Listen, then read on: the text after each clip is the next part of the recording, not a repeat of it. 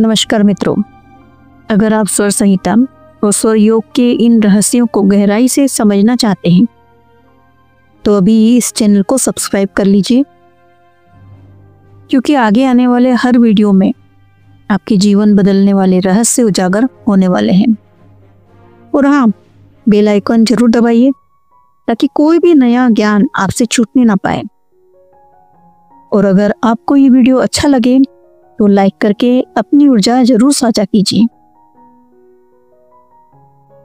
आज हम स्वर संहिता के अद्भुत रहस्यों को सरल भाषा में समझेंगे।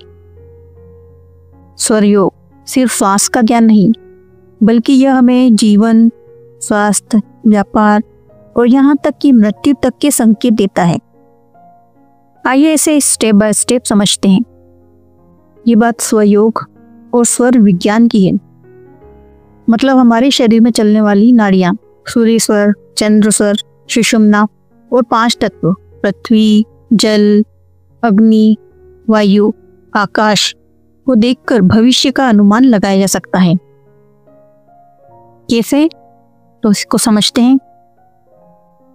मेष संक्रांति, जब सूर्य मेष राशि में प्रवेश करता है, यानी साल की शुरुआत का समय, उस समय योगी ध्यान पद्मासन में बैठकर ये देखता है कि उस पल कौन सा स्वर, चंद्र, सूर्य, सुषुम्ना और कौन सा तत्व सक्रिय है। इससे पूरे साल का संकेत मिल जाता है। संकेत मीन्स भविष्यवाणी। अगर उस समय चंद्र नाड़ी बाया स्वर में पृथ्वी, जल और वायु तत्व है तो साल भर अनाज और अन्न की भरपूरता रहेगी। अगर अग्नि या आकाश तत्व प्रबल है तो सूखा, अकाल जैसी स्थिति हो सकती है। अगर सुषुम्ना नाड़ी चले तो लोगों में भ्रम, डर और महामारी जैसी स्थितियां पैदा हो सकती हैं। तो सफलता का नियम है, अगर सप्ताह का दिन, चंद्रमास का दिन और तत्व नाड़ी की स्थिति आपस में मेल खाती है तो हर क्षेत्र, खेती, व्यापार, समाज में सफलता मिलती है। इसी तरीके से साप्ताहिकी, मासिक, दैनिक भविष्यवाणी भी स्वर और तत्वों को देखकर की जा सकती है। यानी साधारण भाषा में जैसे मौसम वैज्ञानिक आकाश देखकर अनुमान लगाते हैं, वैसे ही स्वर विज्ञानी अपनी नाड़ियों और तत्वों को देखकर पूरे साल, महीने या दिन का अनुमान बता सकते हैं। भूमि, इसमें देश, फसल और बाजार से जुड़े पूर्वानुमान। तो प्रथम है कि अगर श्वास चंद्र नाड़ी बायां स्वर से चल रही है तो जमीन पर अच्छा असर होता है, भरपूर अन्न खाद्यान्न पैदा होता है, समय पर अच्छी वर्षा होती है। और अगर उस समय अग्नि तत्व सक्रिय हो तो बाजार, मार्केट में बहुत उतार चढ़ाव, फ्लक्चुएशन होंगे। तीसरा, अगर आकाश तत्व सक्रिय हो तो बाजार में चीजों की कमी होगी। बेहतर होगा कि तुरंत व्यापार शुरू न करें, बल्कि 15 दिन या 1 महीने बाद शुरू करें। अब चौथा है, अगर उस समय सांस अचानक चंद्र से सूर्य नाड़ी में बदल जाए, इसका मतलब है कि देश में बड़ी बीमारी या महामारी फैल सकती है। यानी स्वर और तत्व केवल समाज और प्रकृति के बारे में ही संकेत नहीं देते, बल्कि हमारे स्वास्थ्य और व्यक्तिगत जीवन को भी सीधे प्रभावित करते हैं।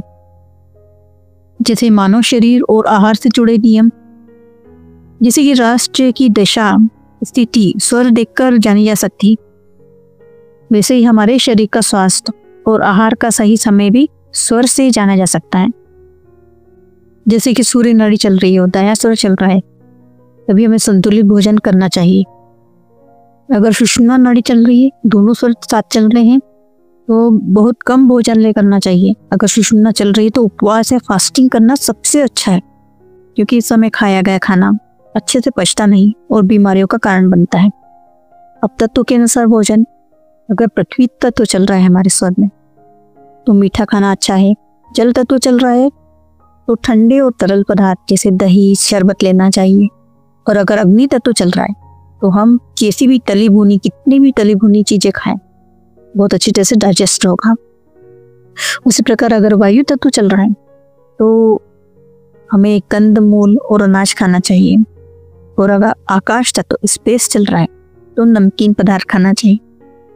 अब तत्व और स्वर के अनुसार विशेष भोजन, जैसे पृथ्वी तत्व और चंद्र नाड़ी है तो चावल और दूध लेना अच्छा है। अगर पृथ्वी तत्व और सूर्य नाड़ी तो वसा, घी, मक्खन, तेल लेना उचित है। आसान शब्दों में कहें तो शरीर और समाज का स्वास्थ्य, फसल और व्यापार सब स्वर और तत्व पर निर्भर है।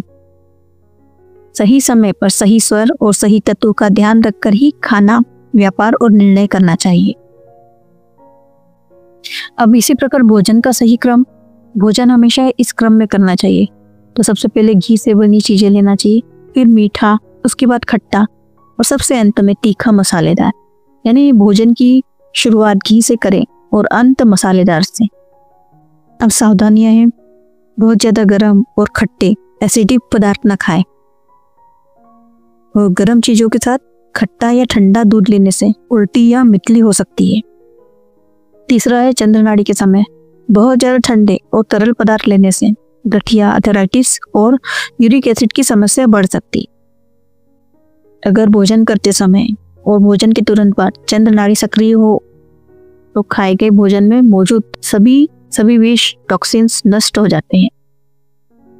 भोजन हमेशा सूर्य स्वर में ही श्रेष्ठ माना जाता है, लेकिन चंद्र नाड़ी में भोजन करने से जो भी मौजूद विष है, टॉक्सिन्स नष्ट हो जाते हैं। लेकिन डाइजेशन के लिए हमेशा अच्छा भोजन सूर्य नाड़ी में ही करें। इस तरह का ही भोजन करेगा सूर्य नाड़ी में तो वो उसे अच्छी तरह से डाइजेस्ट करेगा। आसान शब्दों में स्वर और तत्व देखकर ही भोजन करना चाहिए। कौन सा आहार किस स्वर और किस तत्व में लेना है, ये नियम तय करता है। भोजन का क्रम भी बहुत महत्वपूर्ण है स्वर साधक के लिए। जैसे भोजन करने के नियम बताए गए हैं स्वर संहिता में, तो उसी प्रकार स्नान करने के भी कुछ नियम हैं। अगर आपको मितली, न्यूसिया हो रहा है तो नदी या जल में प्रवेश करना लाभकारी है, लेकिन जल से बाहर तभी निकले जब सांस सूर्य नाड़ी से बदलकर चंद्र नाड़ी में आ जाए, तो आपको सूर्य नाड़ी में प्रवेश करना है। लेकिन अगर सूर्य नाड़ी से बदलकर चंद्र नाड़ी में आ जाए तो आपको जल से बाहर आ जाना चाहिए, क्योंकि अगर आप चंद्र नाड़ी में देर तक पानी में रहेंगे तो शरीर में यूरिक एसिड बढ़ जाएगी। अब उसी प्रकार तेल मालिश करना है। अब शरीर में तेल मालिश करना है तो चंद्र नाड़ी बाएं स्वर में तेल लगाना चाहिए। और उसी प्रकार अगर आपको जब स्नान करना है तो सूर्य नाड़ी चले तभी स्नान करना चाहिए, इससे शरीर में कफ नहीं बढ़ता। अब तीसरा है स्नान पानी कैसा होना चाहिए। अगर आप बहुत गर्म पानी से स्नान करते हैं तो शरीर में पित्त बढ़ा देता है वो, और अगर बहुत ठंडा पानी है तो शरीर में गठिया, आर्थराइटिस बढ़ा देता है। सबसे अच्छा है कि गुनगुना पानी, इतना कि दर्द दूर हो जाए, उससे स्नान करना उचित रहता है। आसान शब्दों में स्वर और स्नान का गहरा संबंध है। तेल कब लगाना है, कब स्नान करना है, ये नाड़ियों के हिसाब से होना चाहिए। पानी का तापमान भी संतुलित होना चाहिए। तो स्वर संहिता हमें सिखाती है कि हमारा श्वास ही सबसे बड़ा ज्योतिष है। नाड़ी और तत्व का सही ज्ञान हमें बताता है कि कब भोजन करें, कब स्नान करें, कब व्यापार करें और कैसे अपने जीवन को संतुलित रखें। यही स्वर योग का रहस्य है। सही समय, सही नाड़ी और सही तत्वों का उपयोग ही सफलता, स्वास्थ्य और दीर्घायु का मार्ग है। मित्रों, आज हमने स्वर संहिता का जो ज्ञान सुना, जो न सिर्फ शरीर और मन को संतुलित करता है बल्कि भविष्य का रहस्य भी खोल देता है। अगर आपको ये वीडियो पसंद आया है तो इसे अभी लाइक कीजिए, अपनी सोच और अनुभव कमेंट में लिखिए और ऐसे ही दिव्य रहस्य को पाने के लिए सब्सक्राइब कर लीजिए। बेल आइकन जरूर दबाइए ताकि अगला रहस्य सबसे पहले आपके पास पहुंचे। याद रखिए, स्वर ही सबसे बड़ा ज्योतिष है और सही समय पर सही ज्ञान जीवन को बदल देता है। धन्यवाद।